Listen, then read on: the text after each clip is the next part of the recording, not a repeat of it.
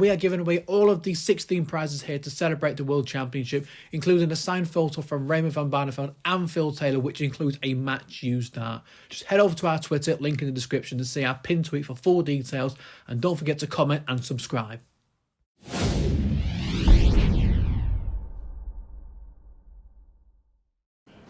Luke, many congratulations. What a comeback. We saw by your celebration just how much it meant to you, but try and put that into words for us.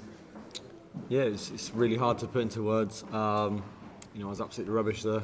There's no denying that. It wasn't my best performance. The point breaking before I started wasn't the best thing, was it? Playing with a different set of darts, obviously it really didn't work for me. You can see on the stage I tried changing flights and stuff, nothing was working. So it's them set of darts that really have won 3 majors for me, and I had to put them in the case. So yeah, it wasn't easy for me. And then having about 99% of the crowd against me was quite tough as well. But I dealt with it in the end.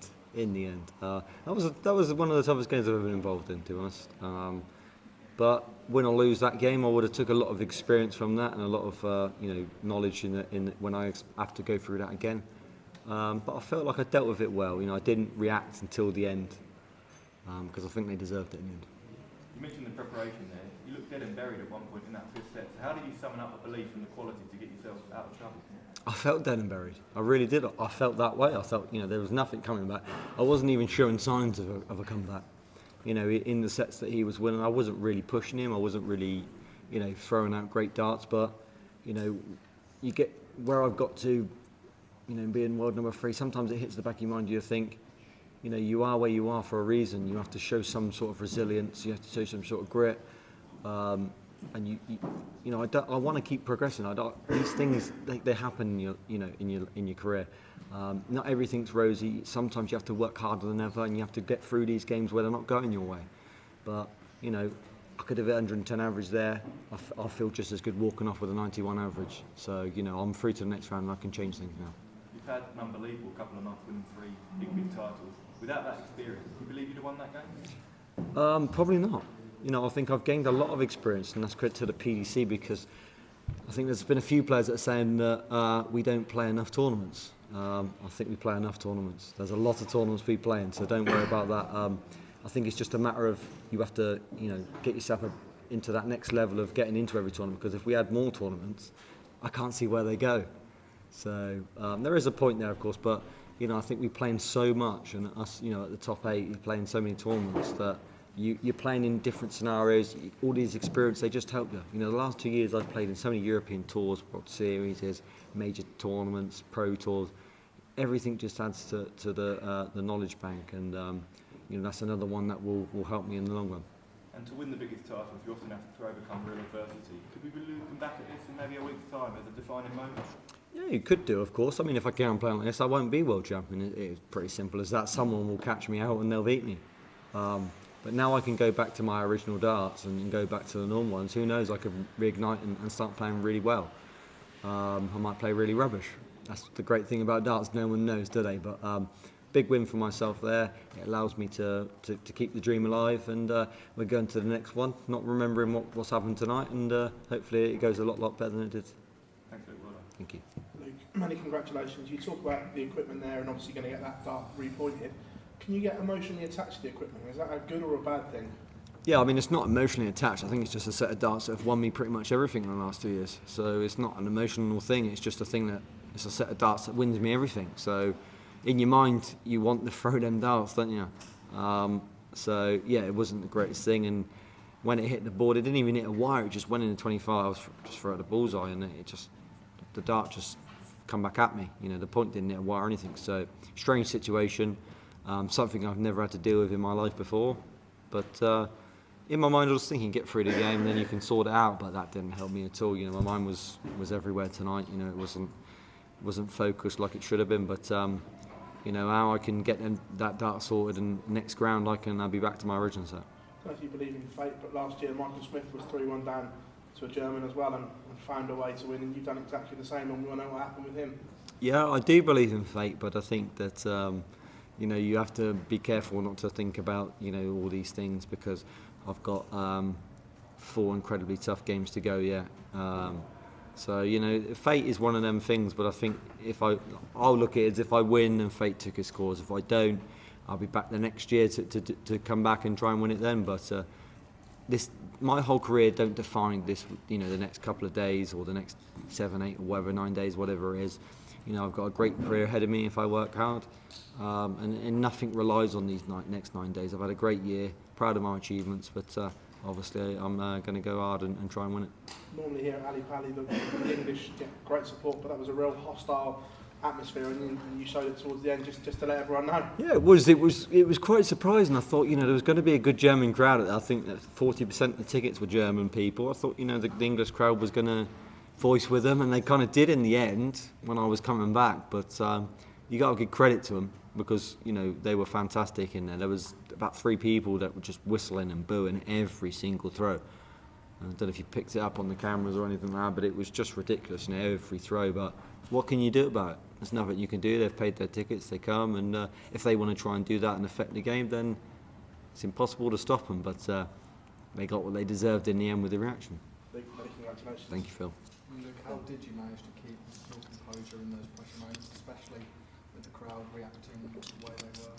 I don't know, to be honest. I felt really nervy in the end. You know, when I went 3-all, I felt back in the game then, and back in the game from nowhere. You know, I didn't feel like I was anywhere near even, you know, possessing a charge to come forward against him to even stand a chance of winning one more set. So when I was 3-1, 1-0 down, you know, sometimes people accept defeat. I didn't, but I just thought, you know, there's nothing coming back, and I wasn't like challenging him any legs of the game. You know, I wasn't like hitting 11 darters to, you know, see there was a sign. There was no sign, but I think over the last few months I've showed a lot of grit and determination in so many games I've played in, and I've just showed it once again. And I think that is, if you'd ask me what was one of my best traits, I'd say that was it. You know, a lot of grit and determination to come back from the brink of defeat. Did it against Peter Wright in the Grand Prix. And I did it against Garance in the Grand Slam. So these are all experiences that if I didn't go through them, might not have helped me in the game tonight. When it went 3-all, did it feel at all like tide had turned, the momentum was on your side or not? Yeah, I mean it did. I felt like momentum was on my side, and then all of a sudden you feel like, well, now you can win the game. You know, and then when I won the first leg in that set, then, you know, I started feeling a bit nervy because you feel like you've got a chance all of a sudden then. But when I was like 3-1 down, you didn't feel like there was a chance. So then all of a sudden the pressure comes on you. And I felt like I dealt with it well. Ricardo played really well because obviously the crowd were quite, well, I say quite much more on his side. And then when they're on your side so much, it's kind of hard because it puts pressure on you to start performing. But you know, I coped really well, and you know, I'm really, really proud of myself for that performance on the comeback. Does what you've experienced tonight give you any sympathy for other players, particularly German Ricardo, who's experienced this many times over the last couple of years? Yeah, for sure, it does, of course. But I can also sit and say Ricardo can never complain about a crowd again, because I've just experienced one of the worst ever. I think when he played against Bo and Nathan, you know, I don't think it was as bad as what I just experienced. So I don't think he can never complain about a crowd again, because that was 10 times worse than what he ever experienced. But it will take a lot from it as well, because I think he'll realise that, you know, he's got a good following, good support, and if he has a crowd against him, he's just got to do what I did. Don't react until you've won the game, and then you can give it to them against the crowd that are giving you everything. But it's a massive stepping stone in my career. It's another thing ticked off. You know, a game where I felt out of it, and I've managed to pull it back again. Thank you, Luke. Thank you. Luke, what's it say about your mental strength that, say, compared to 12 months ago, that you had everything going on with the crowd, point snapping, that you were still able to come through it when you felt like you was giving nothing back, to come out here and talk to us as the winner? Yeah, I mean, it says a lot about the character that's in my game. I'm still, you know, new to this in a way. You know, I think this is like my 6 years of professional, so I'm still learning. You know, I think a lot of people expect a lot from me so early on in my career, but you know, I'm still learning. 3-time major champion in 6 years is something that I probably would never have ever thought.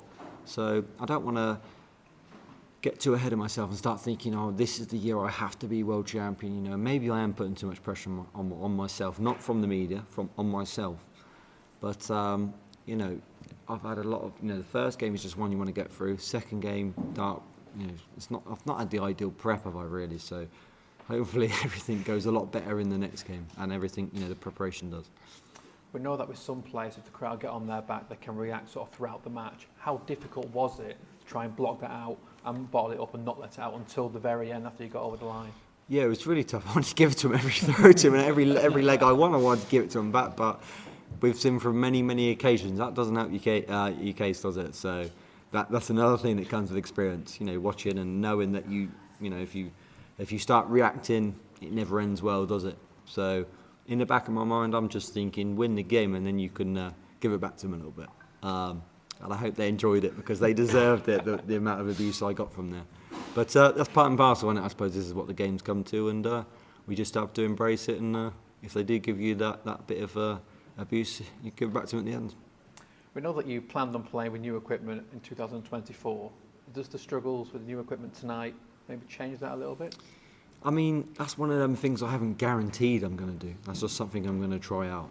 I've got some new darts that are a bit more grip on them, and they feel great. I really like them from Red Dragon, so I'm going to give them a go. For a week or 10 days, and if it ain't what it wants to be for me, then obviously I'll stick with the originals. So, these are a set of darts, though, that have won me many major titles. So it gets to that point where you think, is it worth breaking what ain't broken? Have we seen people in the past that have changed equipment and all of a sudden it's not worked out well for them? So, I think for me, winning titles and not like royalty from I wonder what that was then. So yeah, you've got to. Sorry, that's thrown me. Let's put you off in here. You German. Yeah, so it's just one of them things. I think that. I think one day I'm trying. I'm sorry, I can't remember what to say.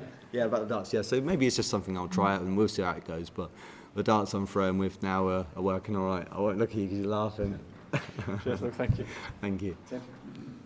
Hi, Luke. Hello. Congrats. I'm from the Netherlands. Oh, that's all right then. We were writing about you as big favorite, and we told Michael van Buren also. We asked him how is it to be not the favorite, and he said to us, ask Luke, and he will say my name as the big favorite of the tournament. Is that true? I'm the favourite. I'm not going to repeat what he wants me to say. I think, of course he is right in what he says. I understand that, but I think I deserved when I walked into this room as the tournament favourite because what I've done the last 2 months, I deserved that. But I think if you're going to place your bet, you probably would Michael, and there's only one reason, is because he's been the most consistent and best dart player over the last 10 years. If you're going to rely on someone to perform, it's going to be Michael, because he's a very reliable performer, isn't he? He 9 times out of 10 he plays a fantastic tournament. For me, you can have 7 or 8 times out of 10 that I'll perform in that tournament. So of course, you're going to go with a reliable player, but for me, I feel like I deserve that tag. Probably ain't got it anymore because I've been rubbish, but I'm still in the tournament, so it doesn't bother me whether I'm favourite or 10th favourite. I can say you're still a favorite. Thank you very much.